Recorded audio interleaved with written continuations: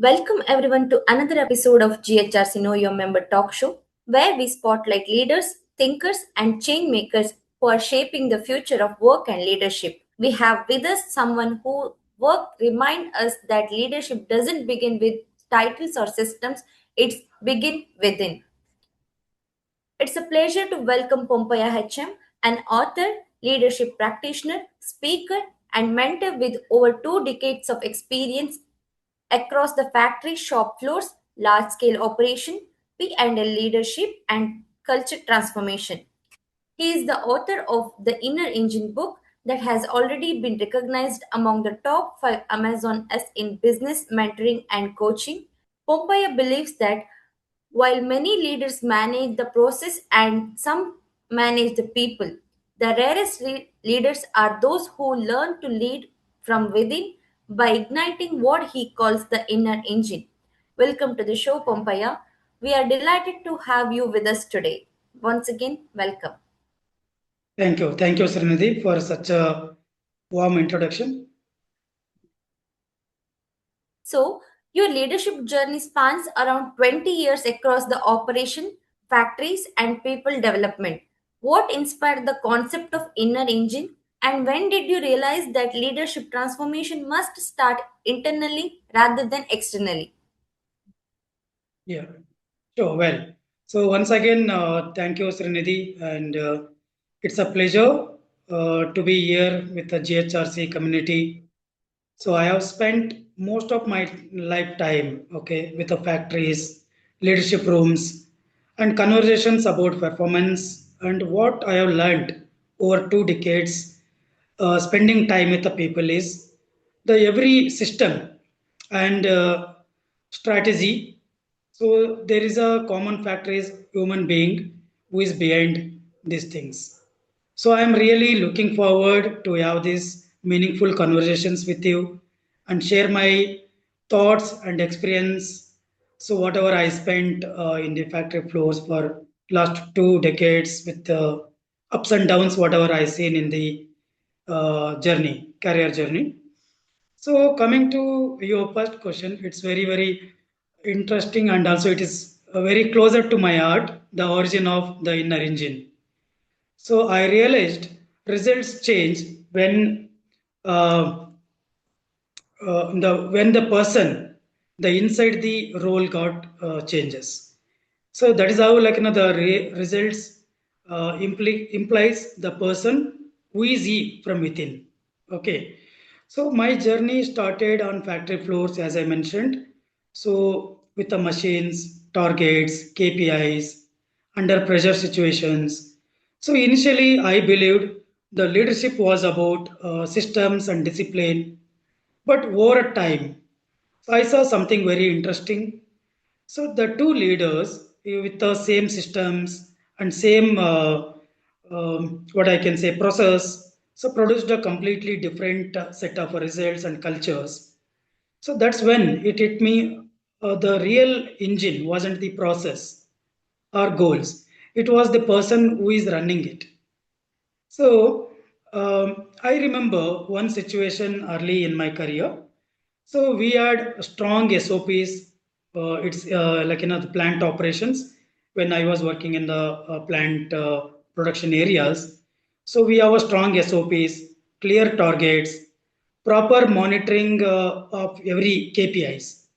So everything looked perfect on the paper, but one shift had energy, ownership, and teamwork, while another shift, so in the second shift, had only a compliance. The system was the same with both the shifts, but the difference was the leaders who are presenting, representing that both the shifts and the emotional stability of the leader. So that was the first practical lesson that culture is not created by documents. That's when I realized. So it is created by daily behavior. The inner engine was born when I realized that the leadership transformation doesn't start with the tools or titles. So it starts with the clarity, character, and the inner alignment. So that's how this journey has started, and it converted into 200 pages book, and the world is resonating with all the thoughts which I put it across in the form of reflection questions, frameworks, tools. So yes, this is how like origin of the inner engine. Nice. That gives us a strong context into how this philosophy was born. Yeah. Okay, coming to my next question. Many leaders focus on systems, KPIs, and processes. In your experience, what is the unseen side of leadership that most strongly shapes people, culture, and long term impacts? Yeah, well, so it is very interesting question again. It's unseen side of a leadership. See, what I can say, the people don't follow your KPIs. So KPIs are only set, but they follow your inner state. The unseen side of leadership is who you are when no one is watching you, right? So your emotional reactions, so your attitude towards the situation, your integrity under pressure, so your consistency, these silently shape culture far more than any policy, right? So leaders think they are managing the performance, but in reality, they are broadcasting the behaviors every single day. So, in operations, so again, I want to link it to my journey, the operations, plant operations. We measure output, efficiency, cost. So, these are the few parameters which we measure, but we don't measure the trust, psychological safety, or meaning. See, people may comply with your instructions, right? But they commit only when they feel they are respected and they are seen. So, having said this, your calmness in crisis, okay, your fairness in decision making, and your consistency over time become the real operating system of the organization. And these are few unseen sides of leadership, and everyone has to reflect upon. Yeah, it's very interesting, like how the most powerful aspect of leadership often remain invisible. Now, you have worked closely with leaders at different stages of their careers. What are some common leadership blind spots you have observed, and why do even experienced leaders struggle to recognize them? Yeah. So again, leadership blind spots. See, experience can become a blindfold if reflection is missing, right? So, one common blind spot is believing past success guarantees the future relevance. See, many experienced leadership or leaders stop listening deeply. They rely on the authority the instead of awareness. The challenge is the blind spot are invisible to the persons, those who are having, them. So that's why the inner work, the feedback, and humility are non-negotiable for a real leadership. So another blind spot I want to highlight is uh, I often see the confusion between being busy and being effective. See, many leaders are like consistently or constantly active, but rarely reflective. See, reflection is very important thing. So, reflection is where the growth happens. See, without reflection, the experience becomes it's kind of a repetition every day, not a wisdom. So, even 5 minutes of a daily self review and reflection can change the decision quality of yours over time. So, these are few of the blind spots, and also the to overcome the reflection and the feedbacks, working on that feedbacks is a thing like which we can overcome and make our decisions better day by day. That really highlights the importance of awareness in leadership growth. Now, coming to my next question, GHRC has a strong community of HR and people leaders. How does inner leadership connect with the role of HR professionals playing in building culture, character, and sustainable organization? Yeah, great. See, the inner engine, it all revolves about inner mastery, and the center focal is like human being, the person behind every strategy or like every decision we make. So, having said this, the HR relevance and also organization relevance, it is a very, very most relevant thing. See, HR doesn't just shape a policy. HR shapes a people who shapes culture, right? So HR professionals are the custodians of culture and character. So that means the when HR focuses only on the framework, the culture becomes mechanical. When HR nurtures the inner leadership, the culture becomes human and sustainable across organizations.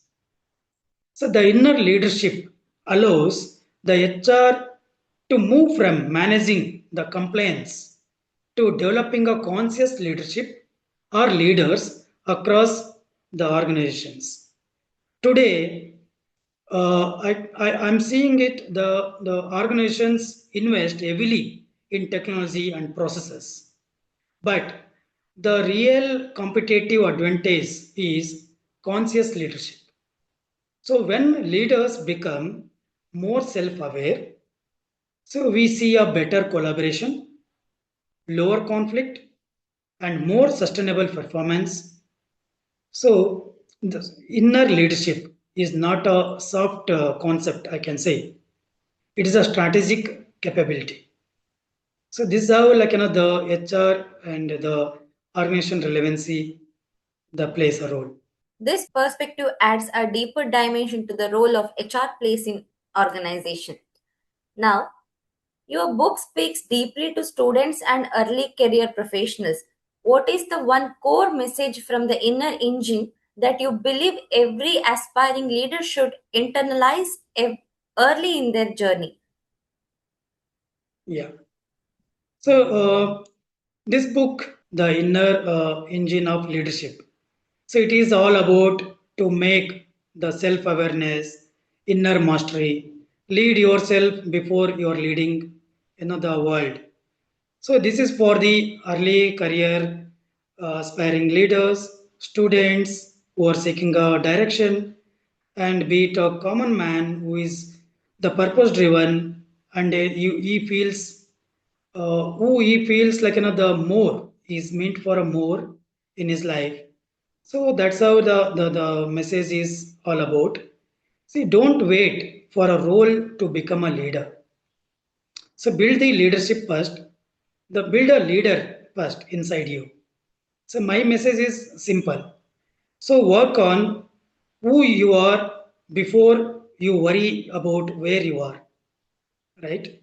The skills may get you hired. So its skills may get you a job, but character decides how far you go. So that means if you are a young professional, invest early in self-awareness, values, and purpose. So leadership becomes natural outcome when you invest your time into these values, purpose, and it won't become a very struggle. See, I often tell young professionals, don't measure your growth only by promotion or salary, right? So measure it by your ability to handle pressure, your clarity in decision making, and your consistency in habits, right? So if you build the discipline in very early stage, so for it like a simple disciplines like waking up on time, preparing well, listening deeply, right? These small habits compound into a leadership credibility over time. So that's how like a leadership is not an just a event. It's a daily practice. So this is my message to the aspiring and early career leaders. Yeah, that's a powerful takeaway for anyone just beginning their leadership path. Coming to next question, for someone who feels there is more within them but isn't sure how to unlock it, what is the first step they can take to ignite their inner engine and begin leading with clarity and purpose? Yeah. So ignite the inner engine. See, ignite your passion, build your character, elevate your leadership. So elevate yourself towards a meaningful success. So this is how the book, so which the revolves and which takes any individual that side. So igniting the inner engine is the what I can say is pause. Pause before you push. The first step is the stillness. Before chasing the next role or recognition, ask yourself what truly drives me, what drains me, what do I stand for. So when clarity comes from within, the decisions becomes lighter and leadership becomes authentic and not exhausting. I usually suggest a simple starting point. Like first one is pause. Create a moments of stillness and self-observation. Right. Second is align. Identify your values and make decisions consistent with them. Third one is act consistently. Small daily actions that reflect who you want to become over a period of time. That is your character. So when you pause, align, act consistently, so you will be seeing yourself a next version of you, and you will be elevating your leadership, and you will be leading successfully the external world by strengthening your inner engine. So when these three comes together, leadership becomes less about effort and more about authenticity. Yeah, this is how I would like to pass on a message about ignite the inner engine. Yeah, that's a meaningful and practical place to begin this journey. Now, I'm done with my question. Is there anything else you would like to share or add? Yes, Serenity, and I want to close this conversation. See, for message to every leader or the individuals and students and a common man. So leadership is often described in terms of influence, results, and impact. But at its core, leadership is self mastery. When we stabilize our inner state, we create the better outer outcomes. So, my invitation to every leader here is simple. Before you try to change your team, take a time to understand the person leading the team. That's you. Because sustainable leadership always begins within, and you should reflect on this closing statement, and you will see a more such thoughts and my lived experience of 20 years in my book which I have written.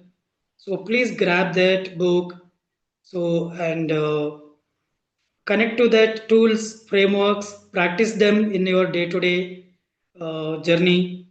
And also I would like to share 21 days complimentary leadership challenge in my coming days through this GHRC point of contact, and that will really help to shape every individual. And also I'll be happy to mentor and answer to the people who want to the understand more about this, and how to master themselves, how to strengthen their inner engine by making more clear on their clarity and daily disciplines, and about their purpose. So this is how I would like to close this conversation and open for meaningful conversations and interactions with the audience and leadership team. So, and I am looking forward for this journey to continue in a meaningful way. Thank you, Srinidhi, and thank you, GHRC community, for making such a wonderful platforms for any leaders to share their thoughts and make the world leverage all these thoughts and experiences of a leader, so who lived with those things and which came out of their the failures, sometimes success, sometimes how they led the crisis situations. It's a wonderful stage and wonderful opportunity. Once again, thank you. Yeah.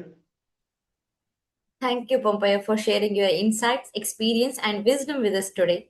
Your thoughts remind us that leadership is not just about external success, but about inner alignment and purpose. We truly appreciate your time and your contribution to the GHRC community. Thank you once again. Thank you, Srinidhi. Thank you, GHRC community.